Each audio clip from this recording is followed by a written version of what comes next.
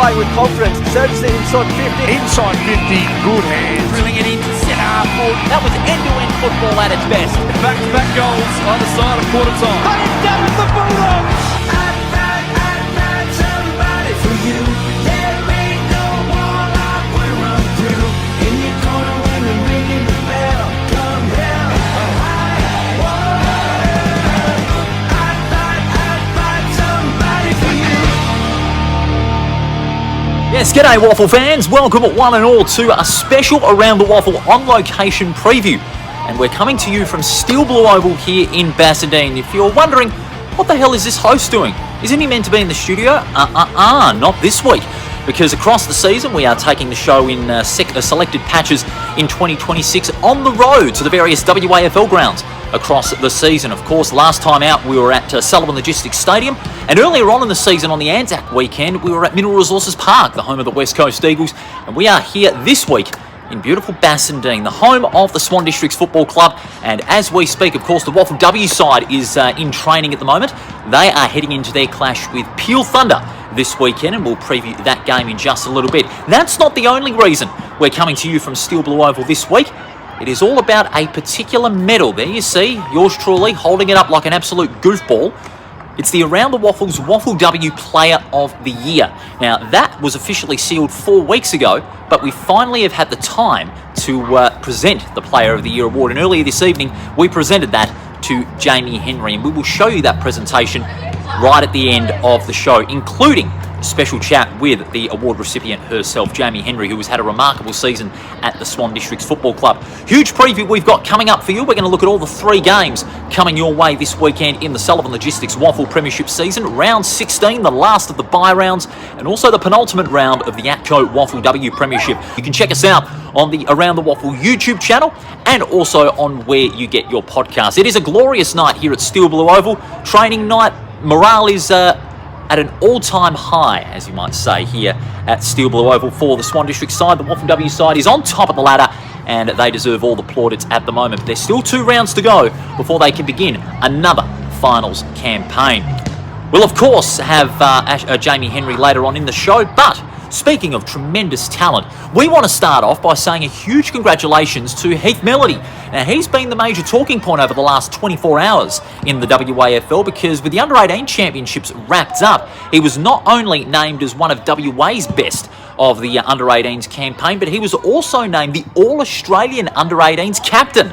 And it's a marvellous performance by Heath Melody. He had an amazing championships for WA in one of their best campaigns in years. And he's been on the media call over the last 24 hours over at Claremont at Revo Fitness Stadium. And what a deserving honour for Heath Melody. He is a young gun over there at Claremont with a great future ahead of him. Congratulations to Heath Melody and all at the Claremont Football Club. They have earthed a real good one in season 2026, and we'll hope to get to chat with him in the next few weeks as the Colts gear up for another exciting final series. So well done to Heath Melody and, of course, all at the Claremont Football Club and the WA squad as well, and the development coaches and the pathway programs that they have put together. A job very well done. Don't forget, we have got more Colts coming up next Monday. Nathan has another Colts report, round 16. There are 2 games coming up, and so make sure you tune into those on the WAFL YouTube channel. Peel Thunder taking on Subiaco, and East Perth doing battle with Claremont. Rothy will give out his scoops and reports on Monday night when we're back at the Hen House studio, so you do not want to miss that. Around the WAFL is all thanks to the fine folks at Grants Car Stereo Morley, Sullivan Logistics, District Promotions, and Front Row Screen Sports, so you do not want to miss any of that. Also, we had some more big news as we're about to discuss with you here today on Around the WAFL, coming to you from Steel Blue Oval.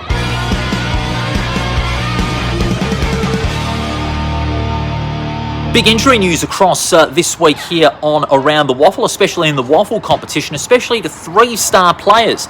Matthew Parker, he went down late before the game against Swan Districts. He was a late withdrawal and is tipped not to play again until their match against East Perth in round 18. So that is a huge blow. Matty Parker has had largely a disjointed season with injury and suspension and has not been able to consistently play at his best footy, unlike last year, which led him to the premiership. So Matty Parker out for a couple of weeks yet. He won't play again until that game on the 8th of August against East Perth. So that is a very sad blow for South Fremantle. Swan Districts, on the other hand, while their women's team is doing everything right, unfortunately in the men's side, it has mostly gone wrong, especially with their injury list, especially to Jesse Turner. Now, Jesse Turner, sadly, he won't play for a number of weeks. He went down with a hamstring injury midway through South Fremantle's win over the Swans at Fremantle Oval on Saturday. And also sad injury news for Subiaco as well. One of their best endurance runners, Josh Robbins, young gun who's continuing to show why he's one of the best in the competition. He broke his hand early in the win over West Perth and won't play again this season. So major blow for Subiaco as they look to really make up that piece of the puzzle that has been lost for the Lions now, because Josh Robbins, he is one hell of an endurance runner. He not only racks up the possessions, but he racks up plenty of miles on the tripometer wherever he plays. Josh Robbins, he is a remarkable young man and a solid young player for Subiaco. Just runs all day. He's a bit like Lockie Tardrew for Peel Thunder. He runs all day, never lets the battery tank die down. So a massive blow that is for Subiaco as they head into a vital stretch if they are to get back into the five for only the second time in 6 years. So that is all the big injury news this week in the WAFL as we lead up to round 16 of the Sullivan Logistics WAFL Premiership season.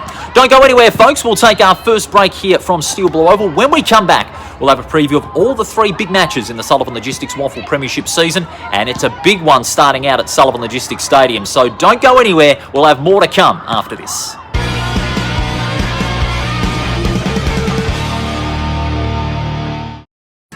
Take it from me, great things happen at the WAFL. Valentine Roads and goals. With free entry for kids, future stars on the ground, and a kick to kick at every break. The WAFL is where footy memories start and legends are made. Follow the WAFL on socials or get to a game.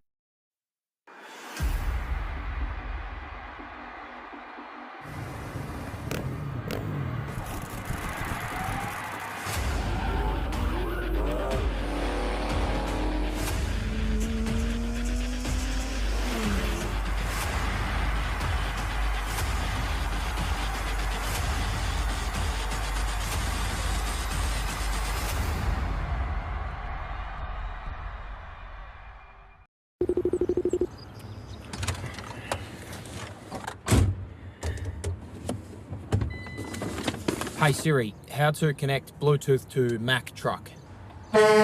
Sullivan 2, what's your position? Just a midfielder, mate. On your left. Oh, come on, get out of the way.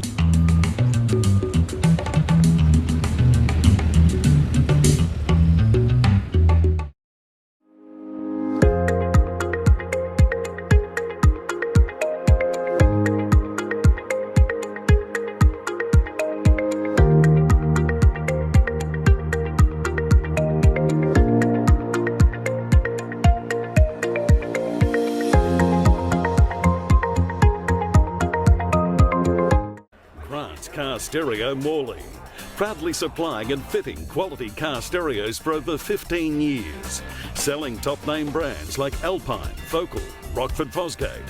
From a simple upgrade to complete custom systems, stop in and see Grant and the boys at 61 Russell Street, Morley, or visit us online at carstereo.com.au.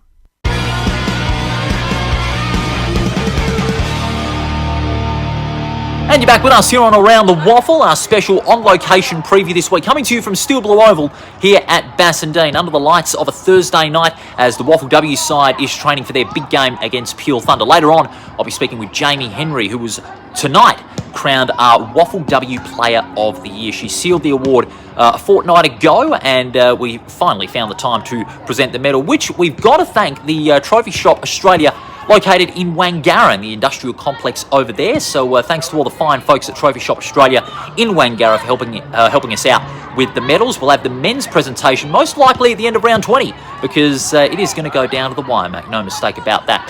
Claremont, they've been one of the sides under the microscope in the WAFL in recent weeks. After starting out 6-0, they have only won 2 out of their last 7, including losses to Perth and the West Coast Eagles at home.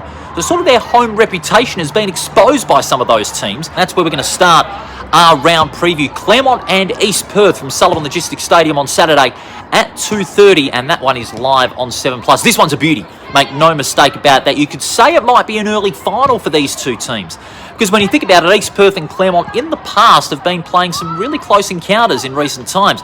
You take a look at the 4 encounters they had in 2025. Round 3, East Perth won by 11. Round 20, the last round, Claremont won by a couple of goals. Then in the qualifying final, East Perth turned the tables, and they did it again in wet and windy conditions in the preliminary final at Sullivan Logistics Stadium. And who could forget the centenary game for Claremont when East Perth spoiled the party?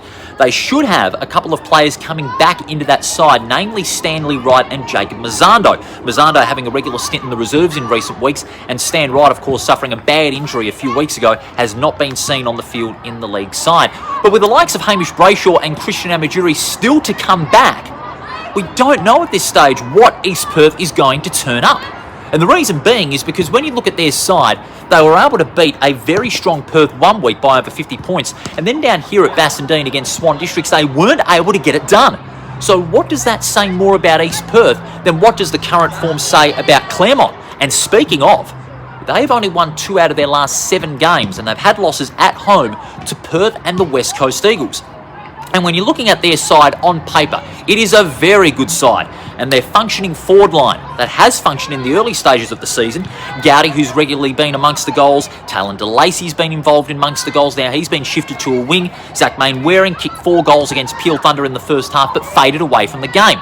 So the problem is now, how can Claremont start to function now that the pressure is on them? I highlighted on Monday night that they were the side in most danger of dropping out of the 5 unless they can get some wins on the board. And they've got a very good midfield. They'll still likely be without Bailey Rogers, but that decision will be known very close to game time. And so Ash Prescott, he has really got himself a big dilemma on his head right now. If Claremont win, then they will certainly settle themselves hopefully for another finals berth. But if East Perth win, then that poses very big questions for the Claremont Football Club, and especially with a lot of star players in form or being in and out of form in recent weeks. This one really has to be a toss-up when you're looking at it. It is a real toss-up because you look at East Perth, they've got some good young players in that side. Last game that they had here against Swan Districts, it was a lot of that chip and run contested game. They've got to take that out of their game and play more of that free-flowing style that got them that 50-plus point win over Perth. And think about this, they're still without the likes of Brayshaw, Amajuri. They'll have Stan Wright hopefully come back, and if they need an extra spark in the back line, they've got to have Jacob Mazzando come back. If Mazzando does come back, then that's going to be a real bonus because Kai Wilcox down the back line really needs that support in order to take the ball out of the opposition attacking 50. If he doesn't come back, Wilcox is still going to be void of that support. So it's going to be a real challenge for East Perth to see if they can get it done against a full-strength Claremont who are just off the boil at the moment. But my pick is Claremont because if they are really serious about this year, then Claremont will need to beat a depleted Royals. If they can't do that, then you could say pretty much finals will be flushed down the toilet because Claremont's form in the second half of the season has been patchy, if worse, inconsistent. And they'll certainly need to get the job done this weekend against East Perth. That's my pick to win. Let us know who you think is going to win, Claremont or East Perth. That's a Saturday 2:30 on 7+. It should be a ripper game.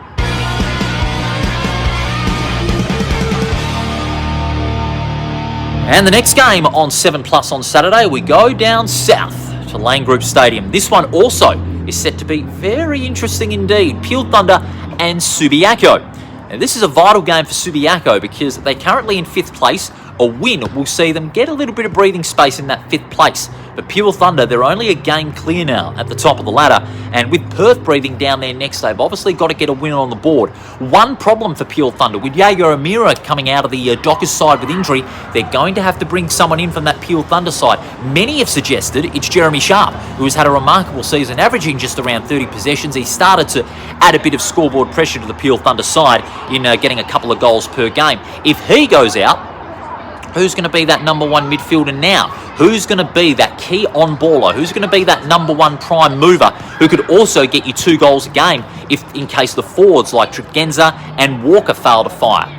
Well, that could be Lockie Tardrew. Now, Tardrew is a real machine. He could likely be matched up on Greg Clark. Now, that would be a matchup all the Peel and Subi fans would be dying to watch in this game on Saturday because both have got very good ability to take the ball, get it out of the contest and find some space to penetrate that forward 50. And they're pretty good kicks of the footy as well, but they're also great tacklers as well. Okay, Clark's a little bit taller, has got a little bit more muscle on him compared to Tardrew, but what Tardrew has that Clark doesn't is raw pace. Now, Clark's pace has just dipped a little bit, but not too much. He still has got great pace, but Tardrew, since coming over to Peel Thunder, having played at Collingwood in the VFL, he has been magnificent. So that will be a matchup that everybody is going to be feasting their eyes on, make no mistake about that. And the one who wins that matchup could be the difference into winning this game. With the conditions as they are, very ideal, slightly cloudy, it's going to favour both teams, there's no doubt about that. One difference I could find for this game is Subiaco. You look at their performance last week, 18 goals 6. Now 18 goals 6 is a very good score for a Subiaco side that is really looking to get in touch with that top 3, because there's only a game between 5th and 3rd place on the ladder. Peel Thunder, they like to score big, but they haven't had the opportunity to do so. In recent weeks against sides like Claremont, if you know, that Aidan Riddle match-winning goal after the siren, Claremont held Peel Thunder to 10 goals.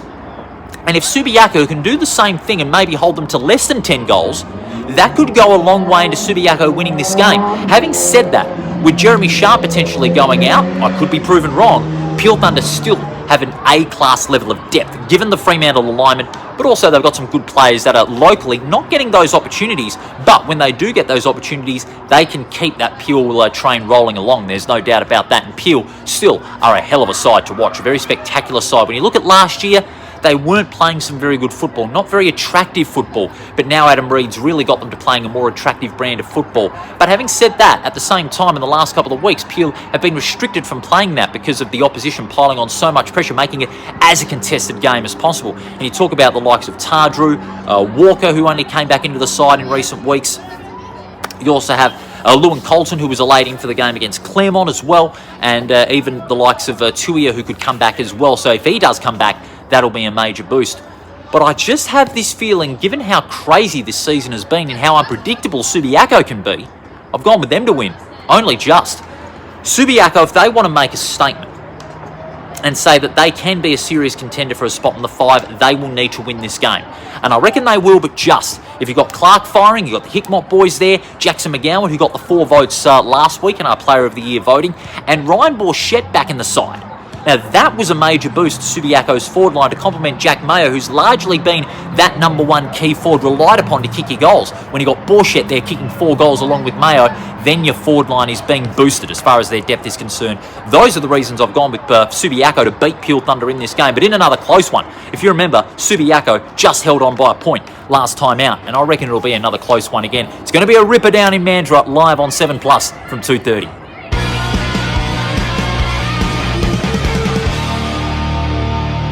And we go to the final game of round 16, the last of 3 in an abbreviated round. This one is at 4:30, so a day-night match on 7 Plus. It is West Coast and West Perth from HIF Health Insurance Oval. This one too is very, very interesting, and that is because if you remember back in round 2, West Perth led by a long way against the West Coast Eagles, but poor kicking in front of goal really bit them up the bum, didn't they? And West Coast stormed home with a big last quarter to register what was a very good win over West Perth. It was only their 4th win over the Falcons in some 14 attempts. But West Perth aimed to get some revenge, and the way they played against Subiaco last week was some of the best football that I've seen in quite some time that West Perth play. Often this year, West Perth have played very unattractively. They have not played some attractive football, let's make it clear. They've not played some attractive football at all. They've been turning the ball over. They're missing their targets. They've been inaccurate in front of goal, as was the case last time back in round 2, remember, against the West Coast Eagles, where they kicked 32 scoring shots and 20 behinds. That, more often than not, doesn't win you a game of football, make no mistake about that. And West Perth really need to get it together as far as their accuracy is concerned, because that also came back to bite them against Subiaco last week. But what was so good about West Perth is that finally, they did not rely solely on Tyler Keitel to get you goals. You have the likes of Glidden, who kicked a couple of goals, the youngster. Zach Sprigg bobbed up with 3 goals, and Keegan Knott started to get out of his shell, didn't he? He's really been limited as far as his impact up forward is concerned, but he was able to kick 2 very important goals to keep the Falcons alive in this contest. But it's going to take a lot more than that to see if they can beat the West Coast Eagles, who are still searching for a semblance of consistency. Okay, they've been able to get wins on the board. They did beat West Perth. They beat Subiaco as well earlier in the season, and they also beat Claremont at Revo Fitness Stadium back in round 9. With Josh Burke coming back, potentially into the side. He's been out for a long time with a back injury. That could really boost the Eagles' depth, and they've got some really good players in that side. Shannon Lucassen, who's been a very strong defender midfielder this season. He's been averaging some 15 to 20 disposals, but very efficient by foot. Tom Gross, hasn't he been brilliant? Clay Hall, likewise. Bailey Williams, who recently signed an extension with the Eagles. When he's gone back into the WAFL side, he's played as a ruckman and as a forward. And Matt Flynn, that primary ruckman for the West Coast Eagles, he's been getting those hit-outs aplenty, make no mistake about that. But it's going to take a lot more than that, I would say, to beat a rejuvenated West Perth. I feel their performance against Subiaco might have just given West Perth under Paul Sanzoni a bit of the freedom that they've been wanting to play at. Obviously, Sansa will keep bringing in the young kids. Let's not dispute that. And if you bring in more of the young kids, that's going to bring more of the hunger into the West Perth side and hopefully a little bit more self-belief and hopefully get them their second win of the season. They came close against Subiaco. They'll come close not only that against West Coast, but they'll get the job done. And why I say that, there needs to be more desperation. There needs to be more desperation. They need to back that up from that effort against Subiaco to what they can dish out on Saturday night against the West Coast Eagles. So if they can encounter that Eagles midfielder, which ran riot in that last quarter against West Perth, then that is going to be one huge difference in the end as far as West Perth is concerned. But the West Coast Eagles, they will give West Perth some absolute hell. Let's not make two bones about it. They're going to give them absolute hell in this contest. So that one is going to cap off a huge day of WAFL football on Saturday night. You can see all the action live on 7+, so you do not want to miss any of it. We're going to clear a break, and when we do come back from the break here at Bassendean Oval, we're going to go into the WAFLW side of things. 4 massive games taking part as the finals race really starts to reach its climax. 2 rounds to go. Round 17 coming your way, and of course we'll preview it all for you here on Around the WAFL. Do not miss it. We'll be back after the break.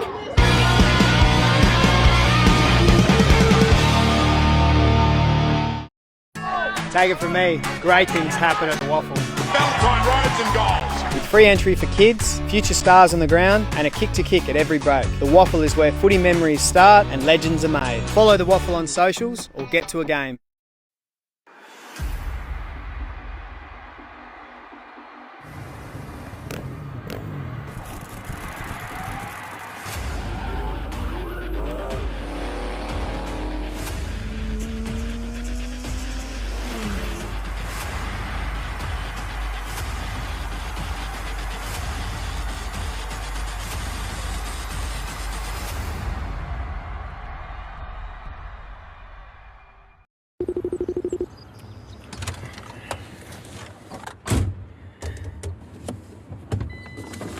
Hey Siri, how to connect Bluetooth to Mac truck?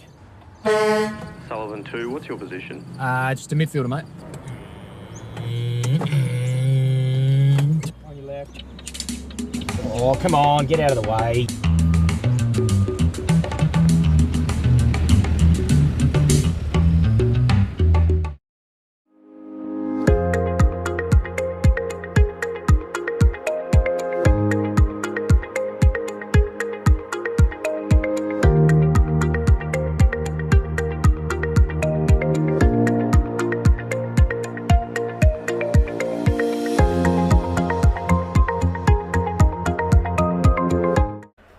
Car Stereo Morley, proudly supplying and fitting quality car stereos for over 15 years, selling top name brands like Alpine, Focal, Rockford Fosgate.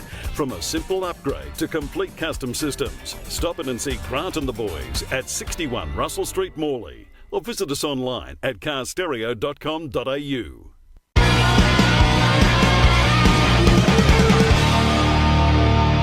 You're back with us here on Around the WAFL, our special on-location preview show coming to you from Steel Blue Oval here in Bassendean.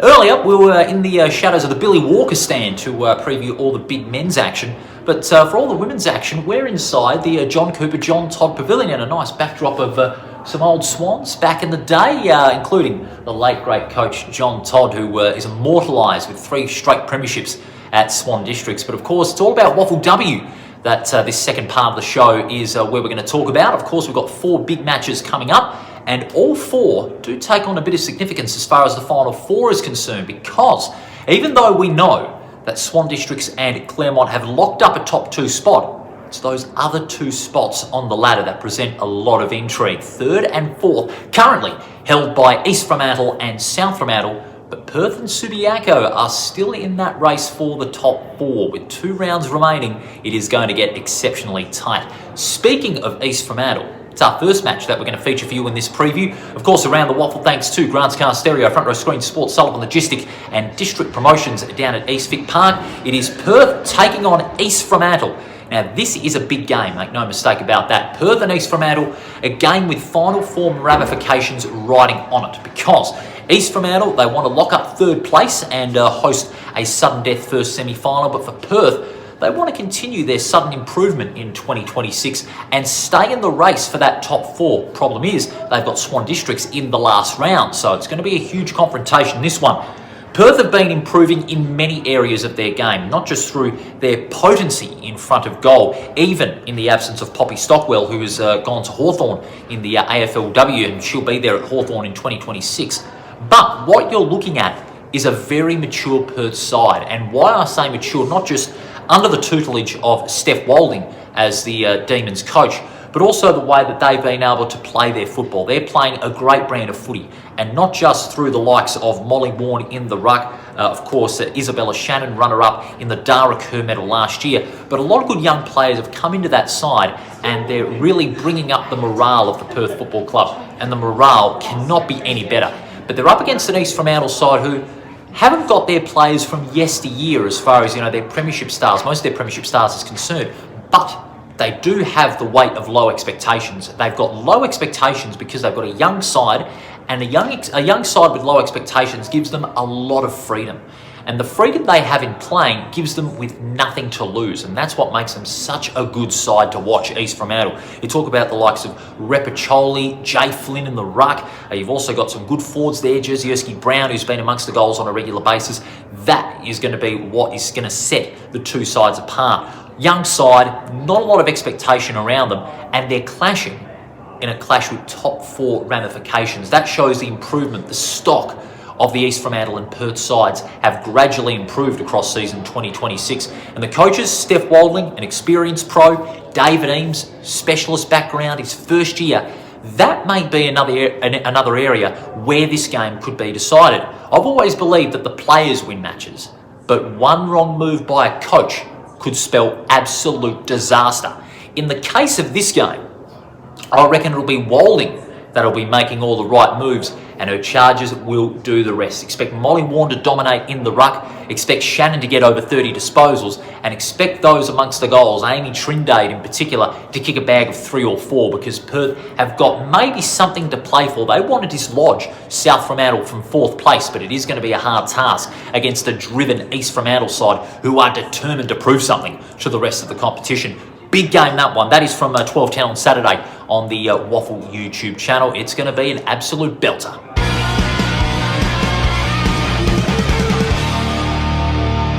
Only Perth and East Fremantle will be a belter, so will this one. South Fremantle and Subiaco. That is on Saturday from Fremantle Community Bank Oval from 12:10 on the WAFL YouTube channel. This one's a beauty because this is must-win for both sides. Why I say must win for both sides, the ladder presents a picture in itself. South Fremantle in 4th place, but they're not out of the woods just yet because Subiaco are still in that battle for a top 5 spot, having beaten Claremont by a point the previous week. But South Fremantle have had the wood over Subiaco in recent times. They've won 4 out of their last 5. And South Fremantle are very determined to make it 5 out of their last 6 against the Subiaco side, who are not only facing Last Chance Saloon, but are reinvigorated as far as their confidence is concerned, because after a win of that magnitude against Claremont that has put them still in touch with a spot in the top 4, they've got to back up that win. And the big 3 are really going to be a key for Subiaco. Steen, Shepherd, Petrevski, all were magnificent in that win over Claremont. They're getting a lot of possessions, averaging 30, but the way they link up in that midfield rotation is absolutely brilliant. And the matchup that they've got against the likes of Tua Carena and Gomes, another part of a stacked midfield for South Fremantle, then that is going to be high calibre to look at. And why I say high calibre, their skills and their maturity as midfielders are going to be a real key. Question is though, who's going to be kicking their goals for Subiaco? Now, of course, they've got Sunny K. Peters in that side, but she's been very inconsistent. They still haven't been able, in my honest opinion, to find someone that can fill the void that was left by Olivia Warmerans, who's now got picked up by Richmond in the AFLW. Who has filled that void? We can't really tell because none have been able to step up to the plate. Having said that, for South Fremantle, when Zoe Huggett left to go with West Perth, there's been an array of players that have stepped up and filled that void. Okay, they're still looking for that consistent number one forward, but they've got so much scoreboard pressure. Their reliance on their midfield and their backline as well has really been put to the test, and they've lived up to it. You talk about players like Ronke, Pommersback, Tua Karena, who has been magnificent. I'd say she's been second of the top three, and the top player being Ash Gomes based on experience and consistency. Tua Karena is not that far behind. I reckon if Gomes doesn't match up on Petrevski, Tua Karena could match up on Petrevski. They've both got great pace and they're very good at their run and carry game through the midfield, but I reckon Tua Karena might have a little something more to play for against Petrevski. Gomes could maybe match up on Shepherd, or maybe could get a bit of a tag on Steen. Who knows? It's going to be a great game. My pick, South Fremantle. They're in the top four, they've got a little more to play for, and they've had the wood over Subiaco in recent years, and I reckon they can make it 5 from 6 and orbit put Subiaco out of the running for a top 4 spot. Should be a great game, that one, at Fremantle Oval on Saturday.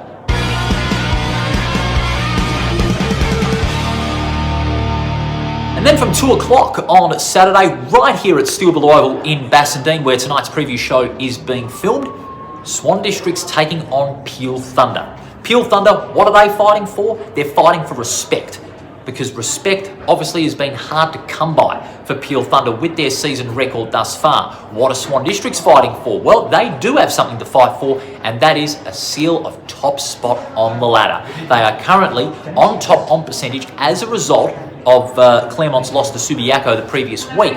But what Swan Districts need to do is really reinforce that status quo that Swan Districts are the number one side. They're out there training as we speak, and despite the quality of the opposition that they're facing this week, Swan Districts, you can expect this.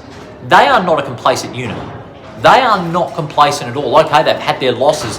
They've had 2 losses for the season so far, but they are training like they're playing a top-of-the-table clash. They have maintained their intensity. At Peel Thunder, they're still trying to do that. And with all due respect, Peel Thunder have got tremendous young talent. They're a great young talented side, but they just need to get those results. They need to be less Wrigley-centric. And why I say less Wrigley-centric, when you look at the evidence on numbers alone, Chloe Wrigley has been Peel's number one. There's no doubt about that. She's been averaging 30 disposals, but she hasn't had a lot of consistent support. That's been the problem. And Peel, if they want to earn some respectability in 2026, they need to give Swan Districts a bit of a fright. And they want to make this a close game. They need to make it a close game through their pressure on the ball, and they really need to play at a consistent level, because that's something they've really struggled with against all the sides in the competition, especially Swan Districts, who, remember, they got absolutely towed up by Swan Districts in the last meeting back in round 10 earlier this season. So it is going to be a tough task for Peel Thunder, especially through the likes of Bilsich, Newson and Wrigley, really carrying the workload as far as Peel Thunder is concerned. Not a lot of change would be expected at Swan Districts because, no good reason to change a winning lineup. Swan Districts have been a winning lineup all season. They've had 2 blips on the radar, but they've used those losses as just that, mere blips on the radar, and they've got a greater mental capacity. We talked about mental toughness with Adam Reid and the Peel Thunder men's side. Swan Districts under Jason Burton have got that in spades, because that fire in the belly is still there. Their young players are really stepping up. Bella Edgley coming back from shoulder injury, who's really played some of her best football deep in defence. And of course, you've got the all-star midfielder, Jaime Henry. You've got Lauren Quay from the ruck, who's going to be really dominant. To cut to the chase in this game, when you're looking at a side that is first on the ladder, only 2 losses, and you've also got a side that's dead last on the ladder that hasn't won a game at all, you just put it straightly.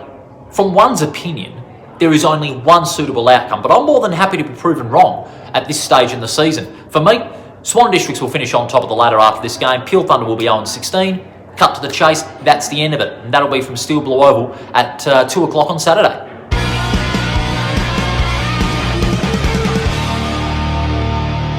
Then the final game of the weekend, and this is on Sunday, so a standalone Sunday game. This is at 2:10 p.m. at Sullivan Logistics Stadium, East Perth and West Perth, live on the WAFL YouTube channel.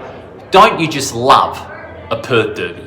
Whether it be in the WAFL or the WAFLW, certainly gets my heart racing, it certainly gets your heart racing. For East Perth and West Perth, the hearts are going to be racing, there's no doubt about that. at Sullivan Logistics Stadium on Sunday.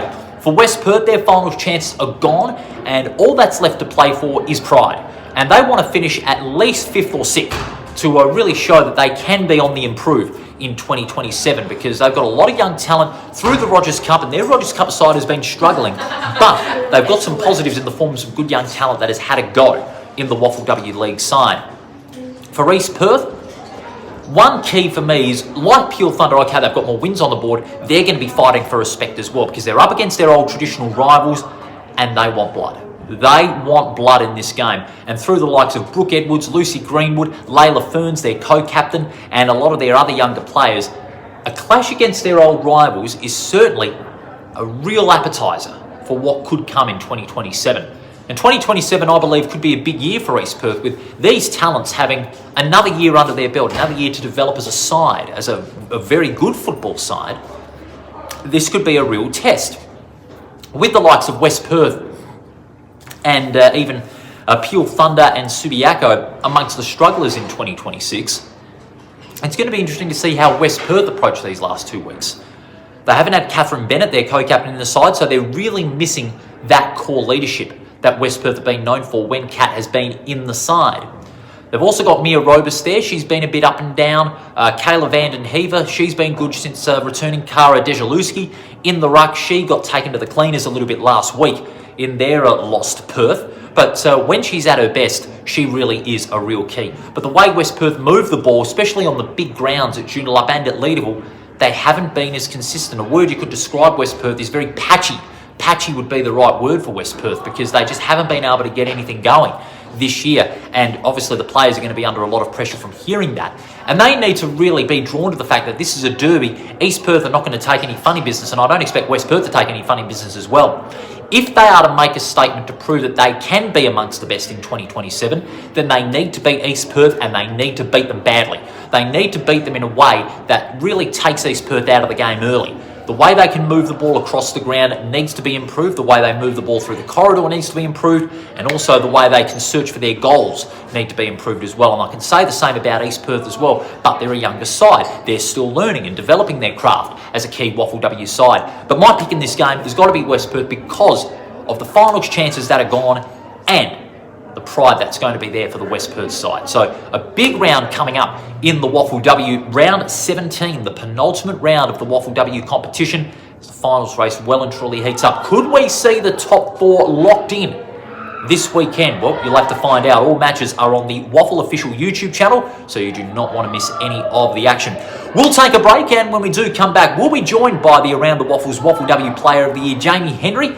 We're going to discuss her football journey so far, her season with Swan Districts, and the honour of receiving the 2026 Around the WAFL's WAFLW Player of the Year. So stay where you are here on Around the WAFL. We'll be back right after this with Jaime Henry, the newly crowned Around the WAFL WAFLW Player of the Year.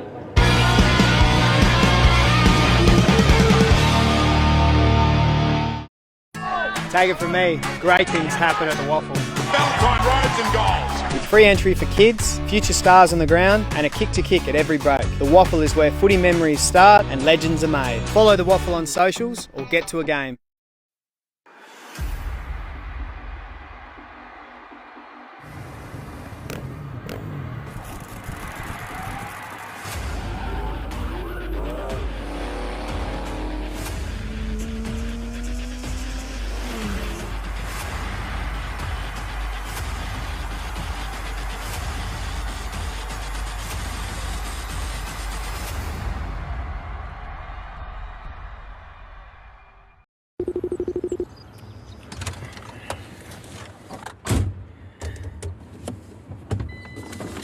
Hey Siri, how to connect Bluetooth to Mac truck? Sullivan 2, what's your position? Just a midfielder, mate. On your left. Oh, come on, get out of the way.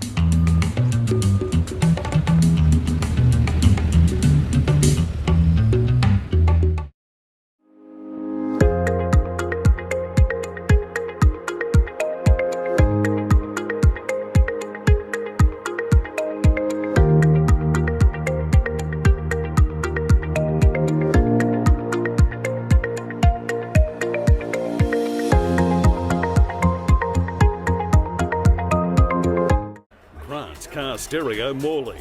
Proudly supplying and fitting quality car stereos for over 15 years.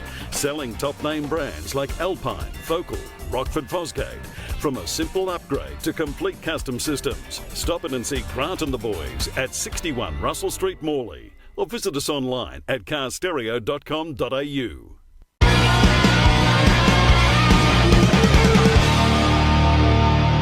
Thanks very much for joining us here on Around the WAFL. We're coming to you from Steel Blue Oval here in Bassendean, taking the show on the road in season 2026. You've heard the picks from WAFL and WAFLW games. Who do you think is going to win this weekend?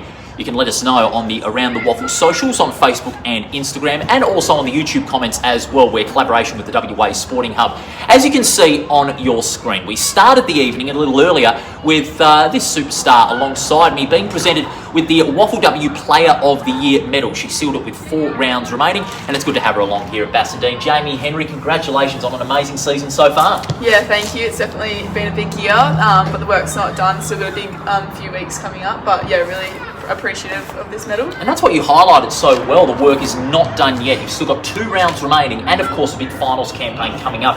We've got the likes of Claremont, East Fremantle and possibly South Fremantle breathing down your neck. The hunger always has got to be at double come finals time, doesn't it? Yeah, absolutely. And I think with the WAFLW competition this year, you know, anyone's in it, so you can't take any game lightly. So yeah, we're treating every game like it's a grand final. And yeah, just really building in the next few weeks are going to be a big few weeks. It is a big week. Before we get to the future, let's go to how it all started, the Jaime Henry journey for our fans that, you know, might not have been as familiar with what you do as now. Where did the football journey start for one Jaime Henry? Yeah, so I started playing Auskick when I was probably about 5 years old. Played for the boys all the way till year 9, and then I came down to Swannies hoping to get a gig in the Rogers Cup side, and then I was fortunate enough to get a league gig, and then I've been playing league ever since. So I think that's been 5 or 6 years now. So yeah, it's been great. Playing Auskick in an all-boys side at a different time when women's football wasn't as accepted, so to speak, in a way that it is now, because of, you know, there was not a lot of talent, or, you know, the conscious hadn't become aware of it yet. Yeah. How difficult was that, to be a fit in that sort of group when at a time years since it has started to be more accepted and for the better?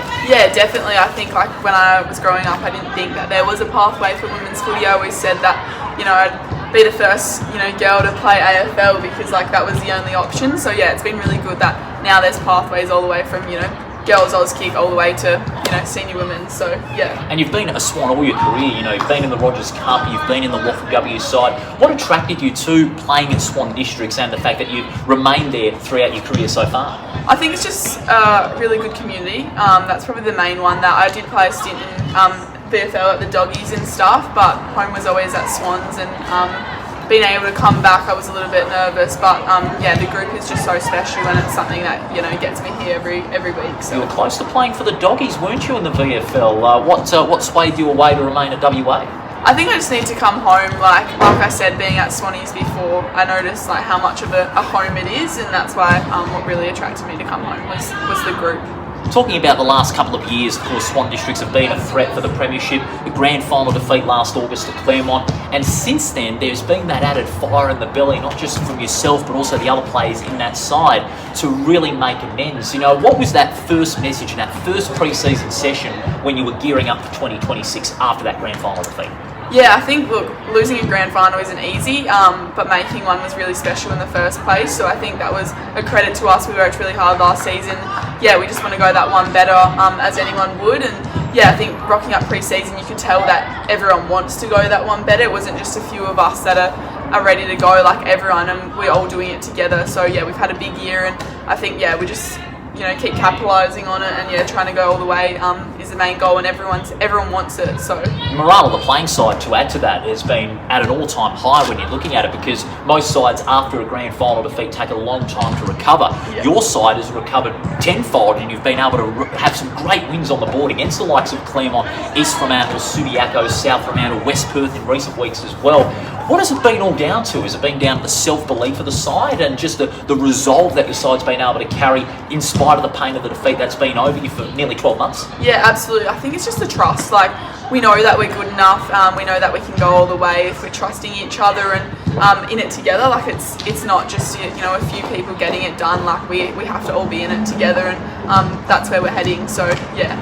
2 rounds to go. You've got Peel Thunder this weekend, and of course Perth in a tough last round of the season, improving Perth at that. How would you approach the final 2 games, knowing that a top 2 spot is locked in, but you don't want to lose sight of that end goal come August? Yeah, I think we just need to be really hungry and attack every game like it's our last kind of thing. Because, you know, at the end of the day, like, Peel and Perth, they're going to come out firing just to cap off the year. And yeah, like Perth, they're potentially in the finals run, so they're going to come out hot. So yeah, treating that game as a final will be a really good introduction into the final series for us and the back end of the year. You've also got an involvement in women's football away from the field as well with West Coast Eagles. So tell us a little bit about that for our fans. Yeah, so started train on, this year's my first train on with the AFLW. It's been really enjoyable, learn a lot, and yeah, it's a great opportunity to be training at a high level. I've learnt a lot of the footy knowledge and all those things just to keep adding little strings to my game. So yeah, I really enjoyed it. What about being a train on under the tutelage of a legend in women's football, the one and only Daisy Pearce, who's been at the West Coast Eagles for just on 12 months now? What's it like getting that knowledge and experience from a legend of the game like Daisy? Yeah, Daisy's unreal. You can really tell that she's transformed that program there, and just the overall standards and stuff are really lifted. And you know, I kind of spoke to a few of the players and have said, has it changed much? And they said, yeah, absolutely. So yeah, she's been so influential to them, and yeah, you can tell that they're going to have a good year. You've been an extra motivated player this year in particular, because many said that you were unlucky to miss out on the AFLW pre-season draft. Has that added an extra layer of motivation to further evolve your game as it is now in 2026? Yeah, I think, you know, at the end of the day, I just want to be the best player I can be, whether that's on an AFLW list or at Swans.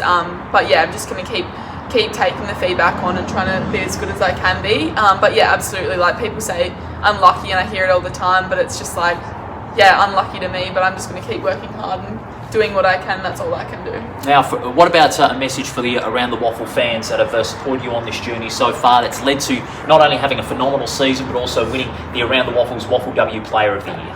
Yeah, I really appreciate everyone that's supported me this year. I know my mum definitely will be listening. She always listens on the way to work, so she loves it. But yeah, more importantly, my teammates, I wouldn't be able to do what I do week in, week out without them. Thanks so much, and really do appreciate your time here, Jaime Henry, on our special on-location preview, and we wish you all the best in the remaining 2 rounds and also the finals coming up. Thank you. Thanks for coming out. And speaking of Jaime Henry, that is where we are going to leave you tonight in our special preview show. How the evening started down here at Bassendean Oval with the presentation of the Around the WAFL's WAFLW Player of the Year. Have yourself a wonderful weekend of football. Enjoy the games wherever you may be. And we'll be back on Monday night, Rothy and myself, from the studios at Osborne Park in the Hen House to recap all the big action as we get into the finals build-up for 2026. Bye for now. This lady officially sealed her victory with 4 rounds remaining. And if that's not domination, I can't really define it anymore. She had over 40 votes by the time she sealed it. And in one game this year, she had over 50 disposals. That is impressive. With all that in mind, on behalf of everyone at Around the WAFL, all the clubs and its fans, I would like to formally recognise the 2026 Around the WAFL's WAFLW Player of the Year, Jaime Henry.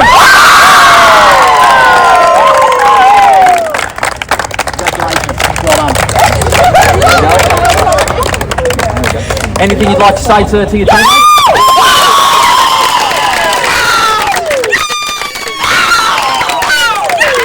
Obviously, it's a real privilege to accept this medal, but at the end of the day, I wouldn't be able to do what I do week in, week out with my teammates. The work's not done. We've got a big few weeks coming up, and I'm really excited to finish off the year with you girls.